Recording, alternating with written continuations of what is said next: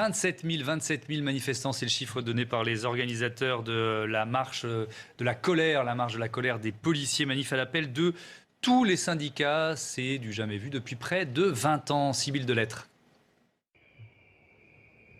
Une minute de silence et 52 cercueils. Hommage aux policiers qui se sont donné la mort depuis le début de l'année. Manque de considération, de moyens, problèmes de management, réforme des retraites inacceptable.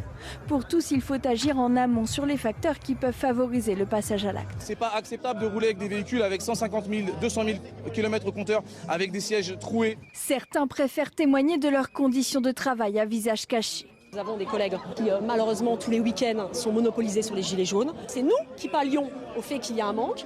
Donc on est obligé d'intervenir. Donc c'est souvent des interventions bâclées. L'objectif, redonner du sens au métier de policier. Tous les grades étaient rassemblés, commissaires, officiers, gardiens de la paix pour crier leur colère. Les syndicats unis derrière une même banderole, une manifestation inédite depuis 2001. Et 27 000 aujourd'hui dans les rues de Paris selon les organisateurs. Jusqu'où ira cette colère? Comment les familles de policiers encaissent les conséquences de ce ras-le-bol? C'est le débat de Soir Info avec Linda Kebab. Bonsoir, vous êtes déléguée nationale unité SGP Police. La vie des policiers, ça compte. Voilà, oui. C'est ce qui a écrit sur votre t-shirt. Et Perrine Salé, bonsoir, bienvenue, porte-parole des femmes des forces de l'ordre en colère. Vous avez envoyé un signal fort aujourd'hui, on le disait, manifestation et mobilisation historique. C'est quoi le coup d'après? Qu'est-ce qui va se passer maintenant? Alors la particularité de l'expression de la démocratie sociale en France, c'est la manif avant la négociation. En tout cas, c'est comme ça qu'on l'entend, puisque de toute manière, on n'arrive pas à ouvrir de négociation aujourd'hui avec notre ministère de tutelle. Il y a un an, dans les couloirs de Beauvau, notre secrétaire général entendait dire, un technocrate, écoutez, si d'ici un an, vous n'avez pas mis 20 000 flics dans la rue, la réforme des retraites passera et vous n'aurez pas plus de considération. Je pense que le message est clair ce soir et c'est surtout ça le but, en fait. C'est de faire passer un message fort et de dire que oui, la police, qui est dans aussi la contestation sociale, comme d'autres métiers peuvent le faire, c'est aussi synonyme d'une déstabilisation politique. Il faut dire les choses avec beaucoup d'honnêteté. C'est pas forcément une bonne chose pour un gouvernement qui est au pouvoir. Alors, je vous propose... Non, pas du tout. En fait, on nous parle de négociation. Il est là le problème, c'est qu'il n'y a pas une entreprise dans le privé dans lequel les employés sont chargés de pointer, puisque c'est le principe de c'est notre fonctionnement en tout cas. Nous pointons sur nos horaires, qui propose ensuite aux salariés de négocier sur le paiement des heures supplémentaires. Je pense que n'importe quel employeur du privé serait aujourd'hui au prud'homme s'il avait 23 millions d'heures supplémentaires impayées. Donc j'entends les propos de notre ministre. Je ne doute pas de la bonne volonté de M. Castaner. Ce qui est problématique, c'est toute la bureaucratie et la technocratie. Vous savez, on a tendance à dire que notre administration est une technocratie rampante, et c'est le cas. Ça veut dire quoi? Ça veut dire que lui, il décide quelque chose, mais que ça ne suit pas derrière? Il aimerait, peut-être certainement qu'il y a certaines choses qu'il souhaiterait. Alors il y a déjà la méconnaissance du métier, c'est un fait, et c'est pour ça qu'il y a un secrétaire d'État avec lui pour pallier ce problème. Mais derrière, on a aussi sa méconnaissance à lui, c'est ça? Oui, il a une méconnaissance du métier, mais en soi, on peut pas la reprocher à un jeune ministre. D'où la présence du secrétaire d'État, M. Nunez. Mais le souci, c'est cette technocratie qui n'a pas changé. En fait, elle reste la même, quel que soit le gouvernement en place, que ce soit le directeur de cabinet du ministre ou les personnes qui travaillent au cordon de la Bourse de Bercy, ou même au-delà de ça, la DGPN, qui a à sa tête un énarque plutôt qu'un policier. Perrine Salé, on a vu des... Alors, en survolant la technicité, c'est la bonification à un cinquième, donc les fonctionnaires de police partent 5 ans avant l'ensemble de la population. Quel que soit l'âge la réforme des retraites les touche, en fait, parce qu'ils vont perdre 5 ans. C'est ça, l'âge de départ à retraite, quel qu'il soit dans le pays, nous on partira toujours 5 ans avant. Mais en effet, au-delà du droit de grève qui nous a été retiré, plus qu'on ne l'a dilé, mais il nous a été surtout retiré en 48, on a surtout une spécificité, c'est la dangerosité de notre métier. Je ne pense pas qu'il y ait beaucoup de nos concitoyens qui aimeraient avoir des policiers de 60 ans dans la rue, parce qu'on veut aussi une police qui est jeune. Mais répondez à la question. Oui, voilà.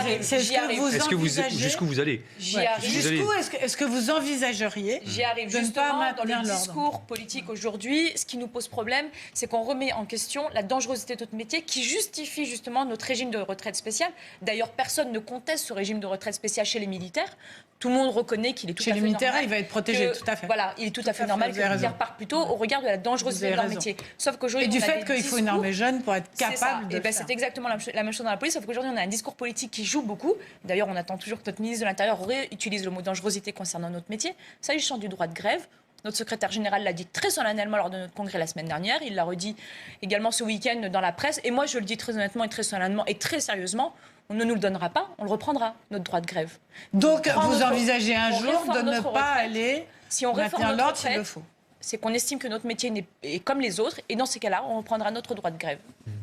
Non, donc ça veut dire l'arme au pied lors d'une manif, par exemple? Ça veut dire, comme on sait le faire déjà avec les CRS, sac à terre, oui. Sac à terre. C'est-à-dire que, comme font les urgentistes, évidemment, on a à cœur d'abord, et c'est d'abord notre passion, et c'est notre métier, c'est d'assurer la sécurité de nos concitoyens. Jamais nous ne mettrons l'intégrité physique ou morale de nos concitoyens en danger.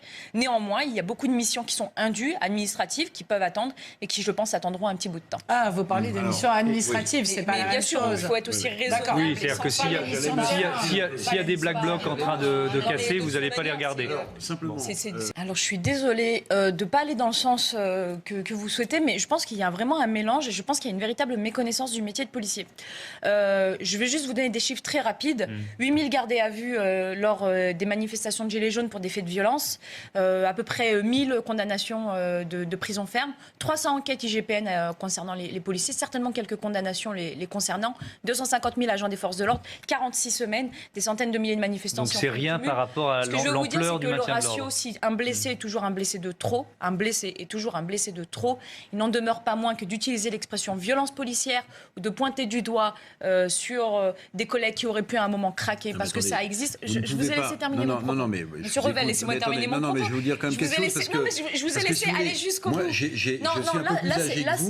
J'ai vu beaucoup de manifestations. J'ai rarement vu des manifestations où il y avait autant de blessés, où il y avait des gens éborgnés. Enfin voilà, j'en ai vu des manifestations. J'ai Vous avez vu les collègues éborgnés ou pas? Non. D'accord. Bon, enfin, voilà. si, j'en ai vu. Allez, Linda Kebab, terminez. Je vais essayer de répondre avec humanité. Pardonnez-moi, pas comme une machine. Je réponds avec beaucoup d'humanité. Voilà. Il ne faut pas non plus oublier qu'il y a des gens qui ont été gravement blessés. Non, mais en fait, je vais vous dire les choses très franchement. L'humanité, je pense que nous la connaissons. La misère sociale, la mort, les suicides, pas seulement ceux de mes collègues, mais ceux des personnes que l'on va dépendre. Ça, vous la connaissez pas. La misère sociale, nous la connaissons, nous la côtoyons chaque jour. La souffrance humaine, nous la connaissons, nous la côtoyons chaque jour. Nous ne sommes pas des éditorialistes cachés derrière un pupitre. Je suis désolée je suis désolée. Oui, vous êtes en train d'attaquer un métier que vous ne connaissez pas. Pas un métier. J'essaie d'avoir un propos. Si vous voulez qu'on vous dise il n'y a pas de problème dans la police, tout va bien. Mais moi, je vous donne des chiffres. Je suis factuelle. Vous êtes là avec votre écran, effet de loupe, réseaux sociaux. Il y a 2000 tweets, ça y est, le monde entier s'est retourné. Je vous pose la question. Moi, je suis en train de dire que vous avez aussi une part de responsabilité. Eric, c'est la fin du débat. Eric, ce que vous vivez aujourd'hui. Voilà. Et c'est la fin du débat, Eric, et donc on va laisser Linda Kebab conclure maintenant. Qui soit cohérent. Le problème, c'est que ça fait 46 semaines qu'on a un débat passionné et hystérique. On n'a pas de pragmatisme, on n'a pas de technicité, on n'a pas les chiffres. Quand je suis en train de vous donner des chiffres, 250 000 agents des forces de l'ordre, 8 000 personnes placées en garde à vue, 300 enquêtes IGPN qui mettent en cause des policiers, dont on ne sait pas lesquels finiront par évidemment mettre en cause des policiers, parce que moi je peux vous sortir aussi des images. On a vu M. Valette notamment se prendre un poteau de Black Bloc qui s'est retourné et qui a dit les policiers m'ont agressé. Heureusement le direct ne lui a pas permis. Tout ça pour vous dire qu'il faut des enquêtes. Il n'en demeure pas moins que l'expression violence policière, elle renvoie à quelque chose de systémique. Je vais vous faire un comparatif très simple et très rapide, Monsieur Hugues.